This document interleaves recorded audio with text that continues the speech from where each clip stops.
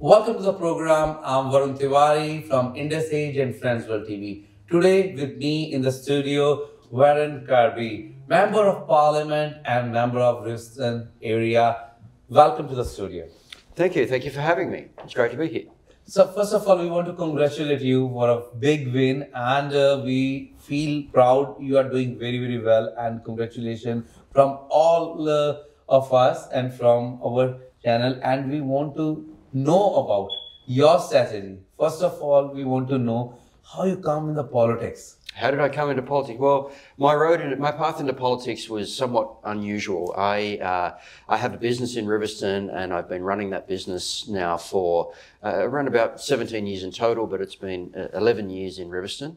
And when I started my business in Riverstone, I reached out to my local member of parliament, my local state member, my local federal member, and to the local councillors. And the only one who responded was Michelle Rowland. And as a bit of a nod to her, a bit of a thank you to her, I joined the Labor Party. Fast forward a few years and I joined up with the local Chamber of Commerce, and I started to get engaged with the types of things that the Chamber needed and the types of things that were failing within our community. And we were struggling with some businesses going out of business. Despite massive population growth, there were businesses who were struggling. And I tried to engage with local members of Parliament and found that to be problematic and difficult. And so eventually I got to a point where I said to myself, well, there are a lot of things that need to happen in this area, and nobody else seems to be interested in doing it, so maybe I should have a go myself. Instead of shouting at the outside of the building, maybe I'd have a chance of getting on the inside and making a difference from there. That's beautiful. And you done it. And I did it, yeah, and I did it. Yeah. So, of course, I didn't do it alone. None of these things happen as an individual. There was an enormous support network behind me from people within the Labor Party. You know, a couple of years ago now, members from the Labor Party approached the Chamber and said, look, we want to win Riverstone. We think that there are a lot of things that need to happen there, that it's been neglected for quite a while. What do you think needs to change? And so myself and the President of the Chamber, Sue Lawrence, we said to the Labor Party, well, if you want to win this seat, you need to have money for investment, but you also need to have a desire to change policy. Yes. And the policy needs to shift the pendulum away from those who are making profit from just building new houses towards the people who are living in the community and buying those houses. And so from there, eventually somebody said, well, why don't you have a go? And I did. And as I say, between political leaders and mentors from within the Labor Party through to a support network of people around me, we made it happen. Oh, for a while I'm taking little bit back to you in your life, and I heard that you are a photographer. Yeah. And want to learn some skills from you. So tell about that area as well, because you have a lot of different feathers in your hat. So we want to know about that one. Yeah, so I trained as a newspaper photographer. That was back in the days when there were cadet photographers and you were trained almost like an apprentice. And I spent 5 years. Some of that was down in Parliament House in Canberra, watching people like Paul Keating, at the time was the Prime Minister, and dealing with politicians. That was one of the reasons, in fact, I've always steered away from politics, because I've watched really good politicians and the amount of work that's required to be a good politician. Not that I shy away from hard work, but when you run your own business and you have all of these things going on in your life, it was not something that I had ever coveted. But anyway, I moved away from newspapers. I started a career in public relations and marketing. And that was working with a company that dealt with car manufacturers and with architectural work, with BHP and BlueScope Steel and Caltex and Komatsu, many large multinational companies we worked with. At one stage, I was photographing for about 25 different car brands. Oh, wow. So every time a new model came into market, I would get handed the car and spend a couple of days with the car, photographing it on location, different parts of Australia and in fact the world. And eventually that led to me wanting to start my own business. I had an opportunity to work with a US company building video databases. So we were the first company in Australia to be offering broadcast video over the internet. Oh, wow. Developed some databases for Australian Associated Press, for customs. At the time it was customs and immigration, and some quite large agencies around and large corporates that we worked with. And there was also the photographic and video side of the business.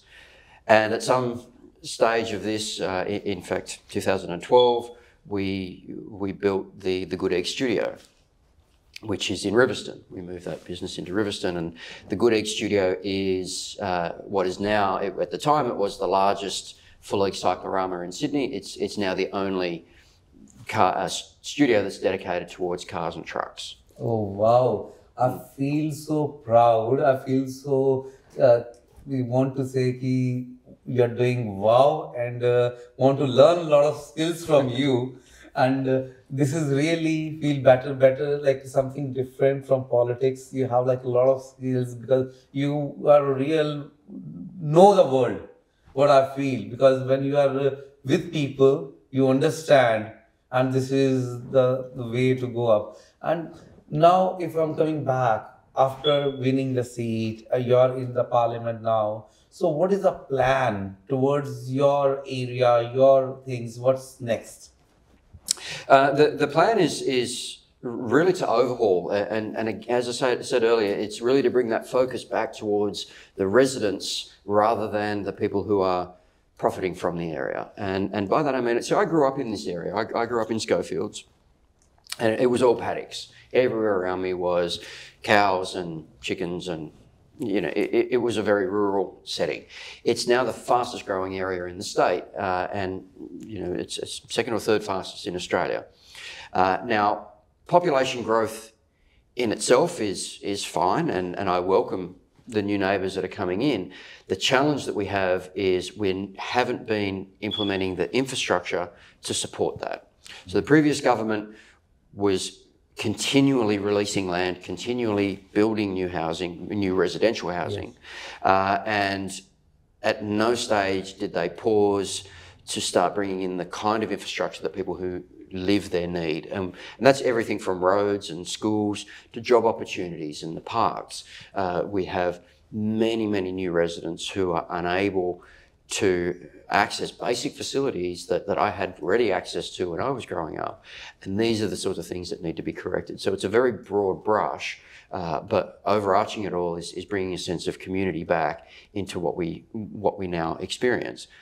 And Riverstone, as a seat, goes all the way from Vineyard in the north down to Stanhope or Acacia Gardens in the south, and east to west. It's a very broad diversity across the whole seat, and not just diversity in terms of cultural and ethnic and religious views, but also in terms of socioeconomics. You know, we have some people who are homeless, right through to people who are very wealthy. We have people who are working in low-skilled jobs and many who are multi-degree jobs. Particularly from the South Asian community, we have people who are on multiple degrees but are struggling to find work opportunities for what they're qualified for because previous governments have failed to implement the kind of opportunities that a new community needs. Like in Europe at present, recession is going on, and Australia is still fine. So according to you, what's going on with the areas like interest rate going high, jobs are struggling? So what's you are thinking, what's going on ahead in Australia? You know, it's like many things, it's a really complex interplay of a whole bunch of forces. Now, in Australia, we have a general conversation that goes around, in order to facilitate cheaper housing, we need to have more supply. Now, I reject that outright. I grew up in an area where there was very few housing and a very small population. Now, when I bought my first house in the early 1990s, it was just a bit over $100,000. And you could afford to do that on a single wage. The average house price at the time was about 3 or 4 times what the average wage was. Now, we've experienced extraordinary growth in housing supply in this area. And instead of the house prices becoming cheaper and more under control, it's done the exact opposite. Oh, yeah. So we now have housing prices that are many times higher, 10, 12, 13 times higher than the average wage.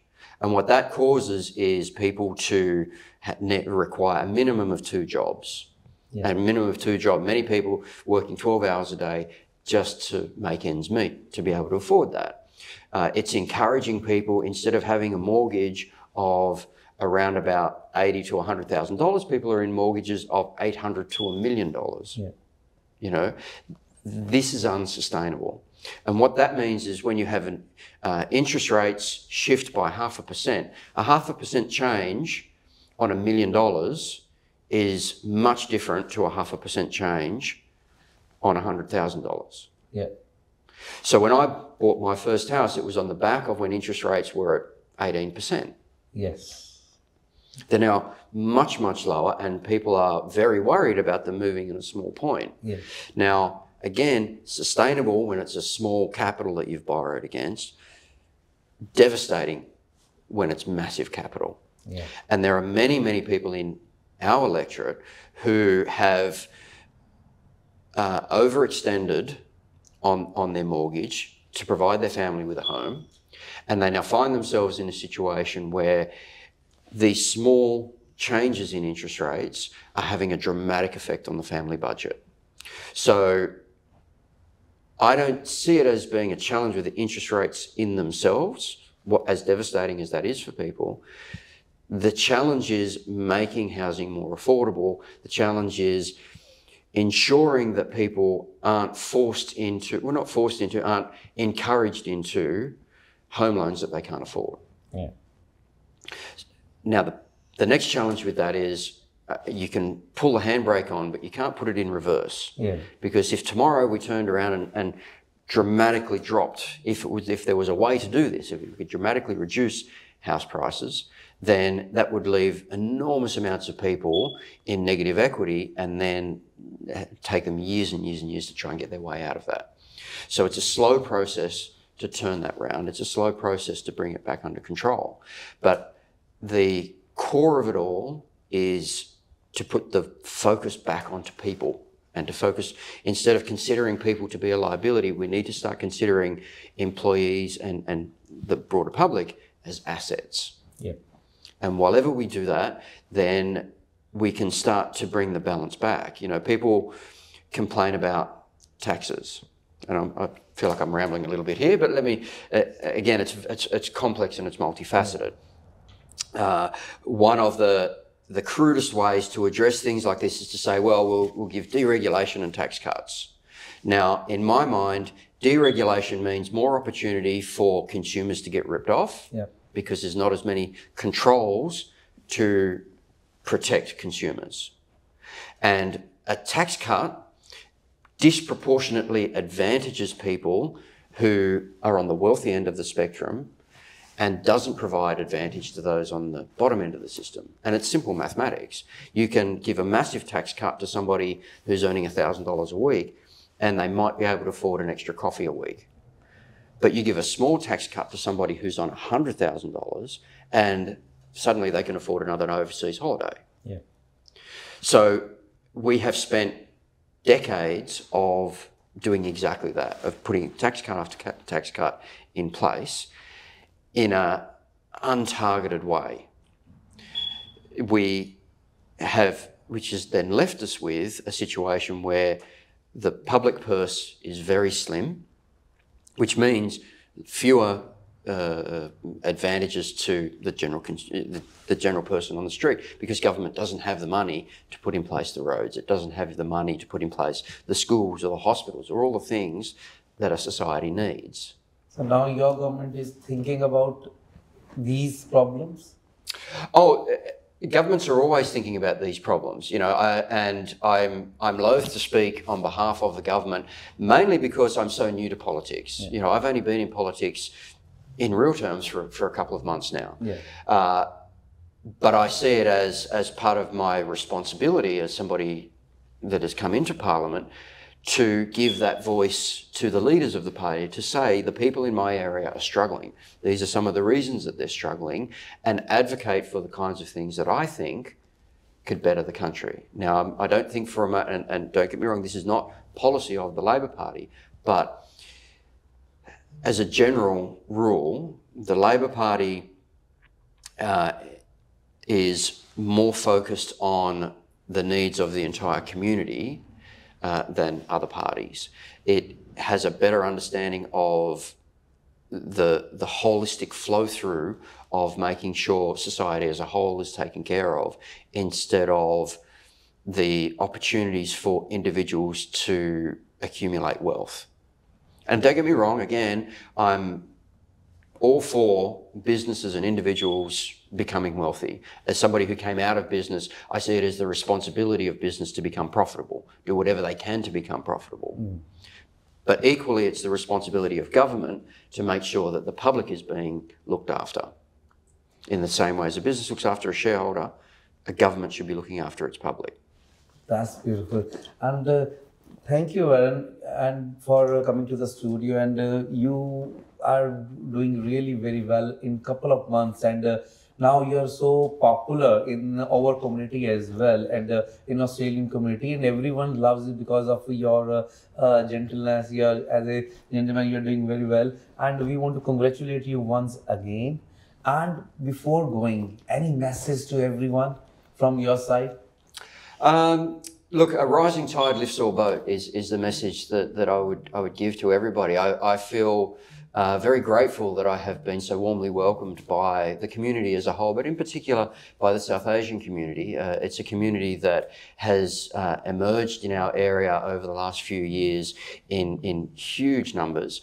And I think if we are all going to do well as a community, the more that we can come together and be a single community, the better off we're all going to be. One of the challenges I see is ensuring that whether you are a Hindu or a Sikh or a Muslim or a Buddhist or a Christian, we are all in this together. Yep. And the more we work together, the better the outcomes that we can have for all of us. Okay. And thank you very much once again. I really appreciate your time. And guys, he's a man always in your sport, your voice in Parliament. So in Riverstone area or you are in any area, he will love to hear from your problems and try to solve it up as well. And thank you very much. Hope we will get soon again. Thank you.